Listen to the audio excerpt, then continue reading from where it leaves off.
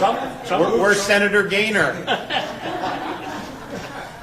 Well, good afternoon. It's always great to be in Panama City with my Congressman, Neil Dunn.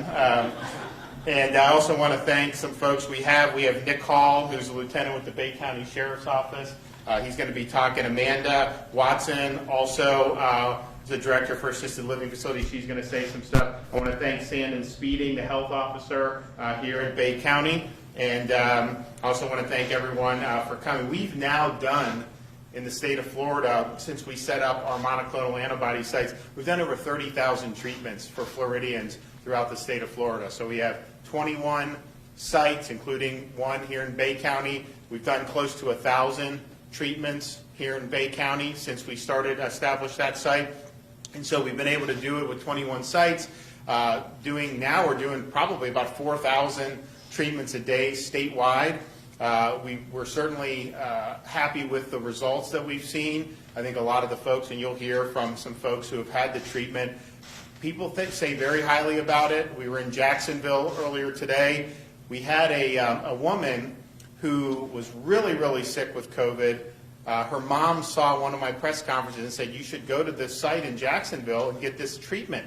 And so she went, and she almost passed out on the floor. She was so sick. Someone took a picture and put it on. You shouldn't have probably taken that picture, but they did. They put it, went viral. And people were like, oh my gosh. So she did. She got the treatment. And then like 48 hours later, she was doing well. And she credits that with keeping her out of the ICU and saving her life. We also saw some folks we were in Tampa. There's a family in Sarasota, father and grandfather. We had the granddaughter and the daughter. He's fully vaccinated, World War II veteran, was in a facility because he had some other problems, and there was an outbreak, and he got COVID. And as a vaccinated person, started developing symptoms, and they were trying to figure out what could they do to treat him. And so they were working with the facility, and basically getting the runaround. And so finally, they called our office, and we put him in contact with our Division of Emergency Management, Chief Medical Officer, and we set a strike team in there to help him and anyone else who wanted it. And so now he's doing much better, and they credit this for that. So what we've seen statewide, fortunately, we're seeing hospital admissions decline for COVID. We're seeing the COVID census statewide for patients who are COVID positive trend downward, which is great. And we're also seeing declining visits to the emergency room for COVID-like illness. And so at the end of the day, keeping people out of the hospital, if you don't ever go to the hospital, you're obviously going to recover, and definitely saving lives with this treatment. We've been able to, in Florida, we have nearly 13 million Floridians that have been vaccinated. And if you look at the data that we've seen throughout Florida, particularly this summer, the people that get admitted to the hospital tend to be people that were not previously vaccinated. It's probably about 80% on average. Some it's even higher of the percentage of patients who are not vaccinated. And I would say of the people that are being admitted regardless of vaccination status, it's like over 90% that didn't get the monoclonal antibody treatment. And so we saw over the summer that this was something, as you start to see more people go in the hospital, a lot of people weren't doing this. They didn't know about it. And really at that time, you needed a physician to refer you to one of these infusion centers. And so we looked at that, we said, okay, we've got to let people know this is an option, because what we were seeing is it wasn't just unvaccinated people that were testing positive. People who were vaccinated were testing positive. And if you have vaccinated most of the high-risk people, and those high-risk people test positive, even if the vaccine's very effective, you're going to have some people, immune compromised, other conditions, that may want to get some treatment. And so we viewed this as something that was simply being underutilized. So we started talking more about it. People were really interested about getting more information. And so I said, you know what, we need to help the effort, because these hospitals have so much that they have to juggle, and it's not always available in our healthcare system. So we set up these sites, now 21. So this has been a very quick effort. It's already having a positive impact, and we want to keep it going. But I think what we're seeing with the data is pretty clear. I mean, you know, if you're vaccinated, you're much less likely to be hospitalized for COVID. And then if you get infected with COVID, you're much less likely to be hospitalized if you do one of these Regeneron treatments. And so we know what the tools are, and we want people to be, again, this treatment, it's your choice. No one's going to be forced to take any type of monoclonal antibodies. But we have a track record with it, and it's something that has really made a difference in people. And I think, had this been something that had been more, I guess, on the front burner in terms of some of the public discussion since the EUA for this came out in December, I think we could have avoided a lot of hospitalizations. I think we could have saved nationally, could have saved a lot more lives, because I think a lot of people that were ending up being hospitalized didn't know about this, particularly in the early part of the year when the vaccines were in short supply. We're focusing on elderly people. In Florida we were, but even when you get vaccinated, it takes 6 weeks for that to really kick in and give you the protection. So we weren't even in a situation probably until like April where that was really fully kicking in, and that's true nationwide. And so I just think that we want to make sure all the tools are available. So we have that. We're excited about it. We have one here at the Bay County Fairgrounds. As I said, we're close to 1,000 people have received treatments at this site, which is very good. We're also happy. Look, we're seeing the hospital census in Bay County decline, the emergency visits decline. That's a good trend. These treatments can help keep us going in that direction. If you are interested in finding any treatment site, any of these sites we've set up in the state, go to FloridaHealthCovid19.gov. That will have a list of all the sites. And if you want to make an appointment, you can do patientportalfl.com. It had been that you needed a referral from a physician to be able to go to one of the infusion centers that, say, the hospitals were running. What we've done in Florida to make it easier for people is do a standing order from the Surgeon General of Florida. So if you're somebody that is COVID positive and you fit the basic criteria, which are pretty broad, you can come directly here with an appointment. You don't necessarily have to be referred from a physician. We're not saying don't talk to your physician. You do what you got to do, but you're not going to need a sheet of paper. You're not going to necessarily need a referral. So we want to make it easier for folks to be able to benefit from this. There's also what the 21 sites the state's done is part of the availability, but they are being offered with different healthcare systems and hospitals and even some physicians. So if none of these sites are convenient for you, check to see what you have in some of the other parts of your community, because this is not the only game in town. We're really supplementing efforts that were already going on. And so who are the folks that are most likely to benefit from this? It's really the people that are at the highest risk from being seriously ill because of COVID. So obviously elderly people, people that are immune compromised, people that are overweight. That's a really big one in terms of the folks that end up hospitalized, people that have diabetes, people that have kidney problems, people that have heart problems or lung conditions. So if you're in that group and you're COVID positive, this is something that really can make a difference. And I'd say that's true for people regardless of vaccination status. If you look, the National Institute of Health, they even say that they do not, that if you are, regardless of your vaccination status, the treatment protocols are the same. So if you can benefit from monoclonal antibodies, you should do it regardless of that status. And we believe early is the better. What happens with this is that if you do it early, that antibody cocktail gets in and starts really fighting back, your body fighting back against the virus. If this virus takes hold too much, you end up in the ICU. By the time you would do this, it's likely progressed too far where this is going to have a really great impact. So early is really key. And we've had people, the lady this morning who was in really bad shape, I mean, she got it on, I think, day 9 of her infection, which is later than you'd like. You'd really want to get it, probably around day 5 or 6 ideally, or whenever you start to be symptomatic. So, but it worked for her. Now, there's other people that end up really, really sick, ICU, even mechanical ventilation. At that point, this just is probably not going to be able to do it. So I'm going to have a couple of these folks come up, talk about the impact that this had on him, or on them. So we have Nick Hall, who's a lieutenant with the Bay County Sheriff's Office. So he's going to come up here and talk about what he's done, and then we'll hear from Amanda Watson. So Nick, you want to come up? Yep. My name is Lieutenant Nicholas Hall. I work for the Bay County Sheriff's Office, and I tested positive for COVID on a Monday. after one of my colleagues and friends had been out with COVID and got very sick. Still was struggling with it for going on a week at that time. I went and got tested, was positive, sent out of work, quarantined in my house, staying away from my family and my loved ones. A friend of mine reached out to me to check see how I was doing.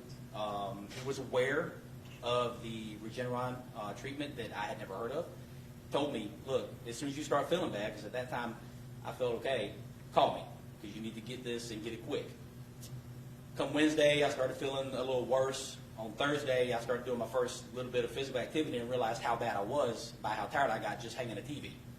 I felt like I ran a 5K. It was terrible. Friday morning, I woke up and was just body aches, felt just completely like I was run down. My wife urged me to make the phone call, so I did. Referred me to a doctor up at the hospital in Bonifay. Spoke with him, got me in. I got the treatment that evening at 6:30. Saturday, I already felt better. Sunday, felt like nothing was going on. Monday, made a phone call to work. Hey, can I come back to work? When do you work again? Wednesday. Sure. Back to work on Wednesday. Like nothing had happened. No lasting things for me. I truly believe that my condition would have worsened if I had not got it. I was grateful that I had some friends who were aware of it that turned me on to it. And since then, it's now really out there and everybody's aware. And I know I thank the governor for it, to let everybody know that it's available for you. So for me, truly believe it kept me from getting worse, definitely helped me out, and I'm grateful for it. So thank you.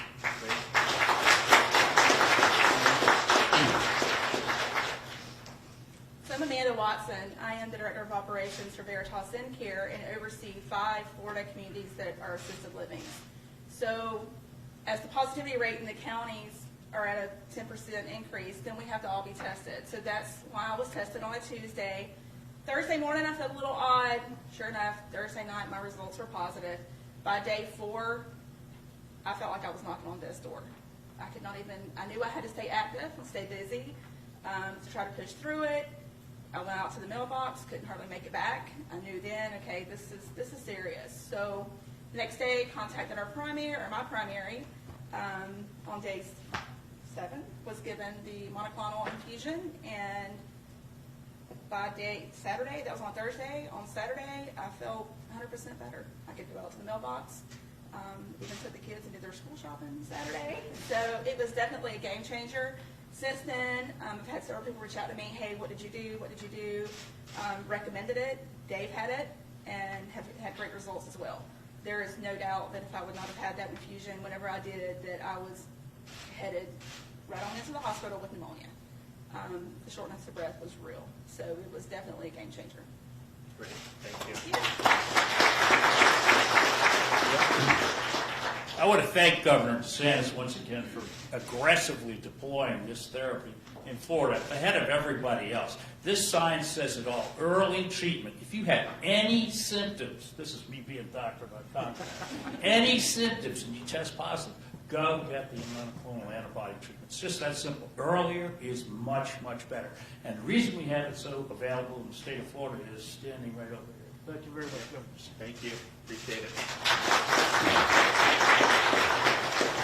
And so it's important that this become part of just how people respond when you have COVID infections. I mean, I think that when we had the big vaccine drive, I think everybody hoped that anyone who was vaccinated, you would not be able to get COVID at all, and it would create a big shield of immunity. And you'd still have it in the background, but you wouldn't have a wave of infections. But I think we're seeing that the vaccine's true value is in reducing severity of illness, protecting against death and serious illness and hospitalization, which honestly is the most important thing. But we are seeing that it's not necessarily preventing spread. You're seeing these waves, and not just in Florida. I mean, obviously the South, throughout the whole South, we've had a wave this summer, but you look at Israel, one of the most vaccinated places, Hawaii is having a big wave. So this is just something that we're going to have to deal with. So the question is okay, COVID's going to be with us. You have tools to be able to best protect yourself, obviously from a prevention perspective, the vaccination, but then if you are infected, particularly if you're high risk, then what do you do? And this has just got to be something that everyone knows about. I mean, 100% of the people know that there are vaccines available.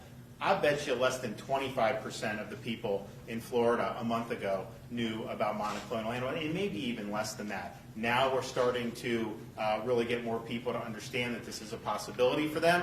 And again, it's available, no mandate or anything to do it. If it's right for you, do it. But we really think the results have been good. So we just are glad that we've been able to bring it to Bay County. We're glad the results have been good here, and we want to keep going. But as we go forward, and as we get in the next weeks and months, and there'll probably be a wave in the winter, this has just got to be something. And we really do, because we know that this is something that's not going away. You know, treatment does need to be talked about more, and I kind of feel like this is something that people just didn't want to talk about for whatever reason. And I think some of it was people thought that if there was a treatment that people then would say, well, I don't need to get vaccinated. That's not the message at all.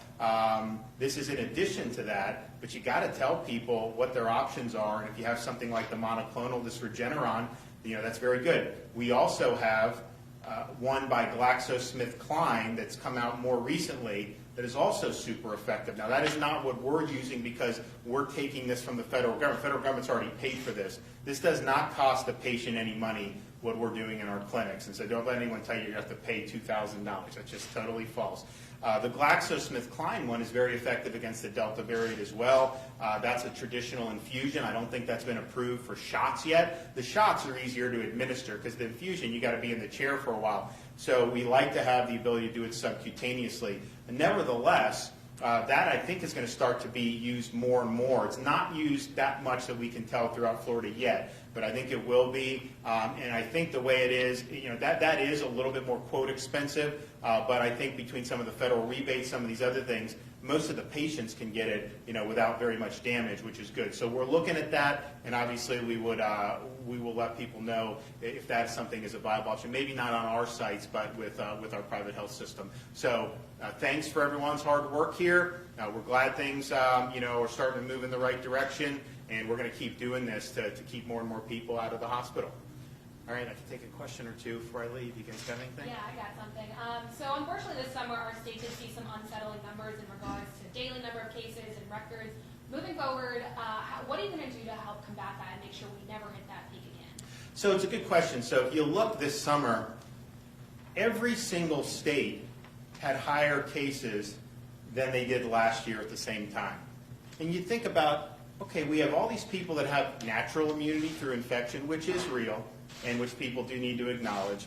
Then you've had huge, I mean, we have 13 million just in Florida. Nationwide, there's probably, 150, 200 million people have been vaccinated. You would think that, okay, if you're going to have a wave, it's going to be less than what you've had in the past. And so I think we just have to understand this Delta is very, very contagious. It's much more contagious than what we dealt with last summer. It's airborne, whereas when COVID first came, we were really concerned, or we thought, about respiratory droplets. That's why they would say 6 foot of social distance, because the idea was, if you're more than 6 feet away from me and I sneeze or cough, that's not going to reach you. And so you're not going to get infected. And maybe that was true at the time. Now, though, it's pretty clear that what's happening, these are aerosols that are in the air. And so particularly if you're in indoor environments, that's just something that you're going to have to contend with. And as long as people have to breathe to live, you know, there is going to be, and it's just going to be an issue with it. And so I just think we just need to understand that and prepare ourselves as best we can.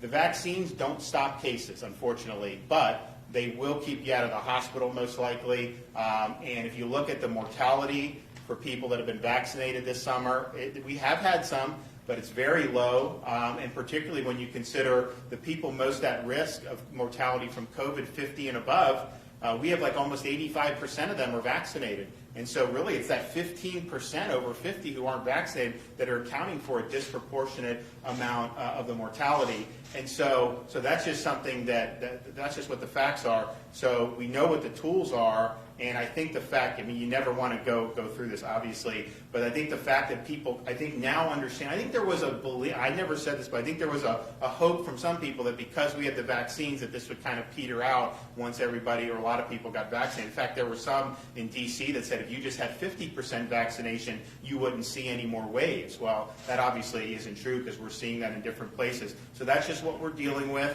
but I think use the tools that we have. And I really believe had this early treatment been something that was much more prevalent in kind of people's consciousness over the last 6 months, I think a lot of the people that were hospitalized may have been able to not be hospitalized. Yes, ma'am. I have a question. So this treatment is supposed to significantly alleviate symptoms quickly. Can you kind of describe in just the simplest way possible how exactly it works? So it's basically, it's an antibody cocktail. So most people who get COVID, particularly the Delta variant, they handle it fine. Maybe you'll have a fever or whatever, but it'd be equivalent to a cold or a flu for the majority of people. Obviously, young people, people who don't have any health problems, and that's because their body's creating antibodies when they get infected, and the antibodies fight back against the virus and basically keep it in check. Well, there's other people, particularly the older you get, particularly if you have health problems, particularly for people that are overweight, diabetes, the like, that if you get infected, your body may not be producing the antibodies that it needs to produce to really hold it off. And so if you're not doing that, the virus takes hold more and more, and then it gets to a point where it's really dominating you. You end up in the hospital, in the ICU. And so what this is doing is what your body is not doing naturally, it's basically substituting with these antibodies to fight back against it. There's some patients that have taken this that are real well known, where I've spoken to the physicians about it, and they said, patient X was not producing any antibodies before they did the Regeneron or before they did the Eli Lilly was used early on. Delta hasn't been as effective about it. So that's really what it is. It's arming your body to be able to fight back against the virus with these antibodies. And that's why when people say, oh man, I felt like I was on death's doorstep on Friday, got it on Friday night, and then by Sunday, I felt my symptoms resolve. That's because you weren't producing the antibodies necessary to really fight it back. Now this comes in, and it's really doing work for you. So that's just the nature of what it is. And it's people sometimes have questions about, hey, what is this? Is it safe? Is this because it is an emergency use? But the concept of monoclonal antibodies is not new. This has been done for decades for different things. This is obviously geared towards COVID-19. This Regeneron is one. It's not the only one, as I mentioned, with the Glaxo, and then the Lilly, which isn't being used anymore because of Delta. But so this is not something that is like totally new, because some people look, the Pfizer and the Moderna are mRNA vaccines, and that's a relatively new technology. So sometimes people have questions about it. This monoclonal is not really new technology. I mean, this is something that's been tried, and it's delivered in different contexts, and it is delivering here in this case as well. So, if the message is, if you find yourself infected with COVID, particularly if you're in a high-risk group, this treatment is something that can really help you. So we'd encourage you to look closely at it, and we're happy that we're able to provide some assistance for people to be able to get it. All right, everybody, thanks a lot. Great to see you. Good to see you.